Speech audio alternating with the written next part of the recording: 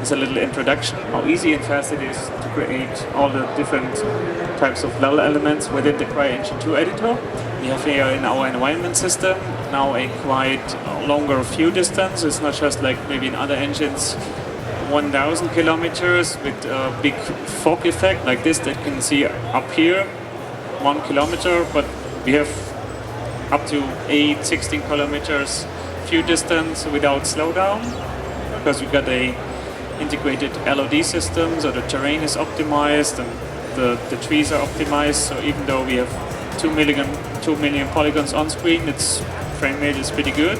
So together with this long view distance, we thought about integrating a really a 3D cloud system, so you can actually move inside the clouds, or they travel around, so they are not statically baked into the skybox anymore. Let's move down a bit. Maybe here to the city. Let me show you the how we light the level. The lighting is done with our time of day lighting system.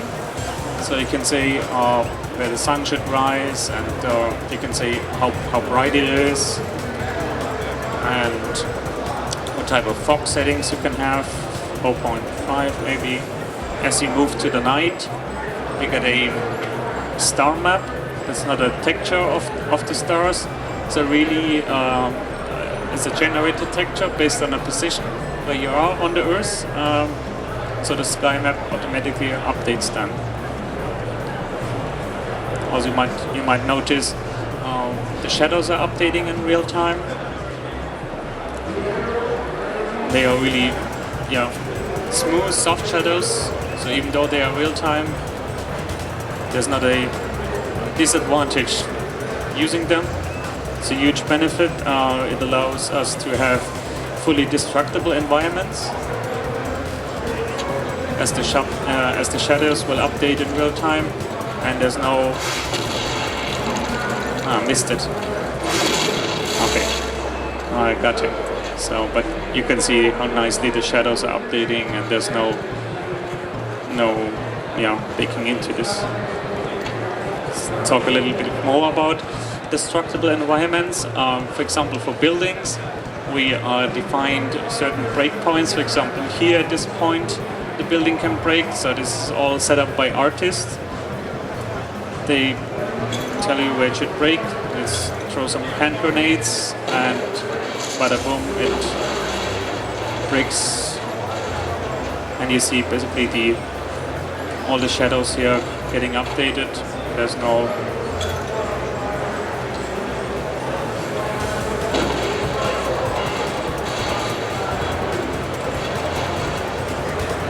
and they are resting, so there's no intersection happening anymore.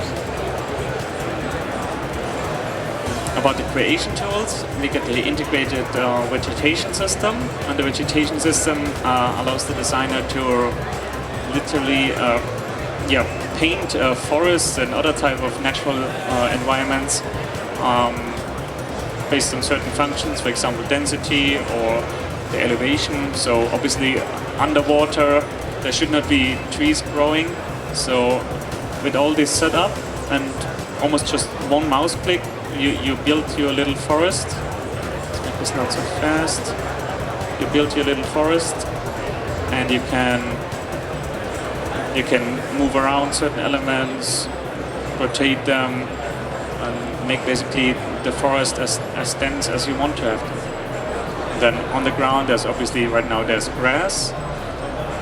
Let's turn on the procedural vegetation. So these are distributed objects based on the ground coverage. For example, if I paint the forest texture, I defined within the vegetation system there should be little plants growing on them, and I can also define how dense this should be. For example, let's change the density to a bit more, and there will be more plants growing here, or put it back and make the size variation different, general size different. and they automatically update in real time. It's a huge benefit when creating levels to have all these controls, so you can tweak them and define them depending on how dense you want to have the combat here in the section. About the terrain modification, we get different tools. It's, for example, the normal terrain sculpting tool. It's like here, you modify the height map. And you can say, oh, I want to have it this high, oh, I want to cut in here some mountain.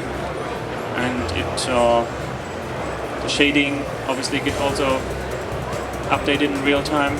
You build a flat section and you paint on this section, for example, grass. And what you can do is you can say where the texture should be painted on. For example, this one I allow only to paint on a slope up to 45 degrees. So I paint here, and even though my cursor is over the steep section, it doesn't get painted there. Whereas on the other side, if I paint the cliff is just from 45 to 90 degree angle. So even if I paint on the grass, it's not painted on. So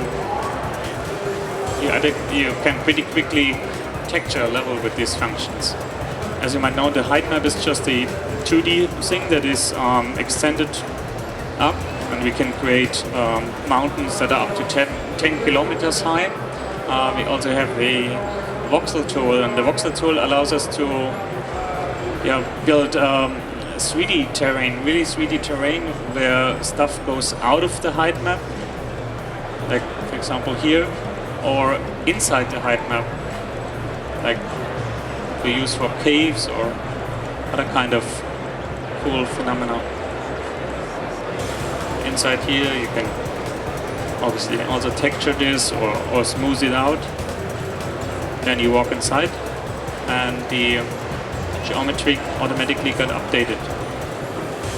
So there's no slowdown, no re-exporting. All this is pretty easy to sculpt out.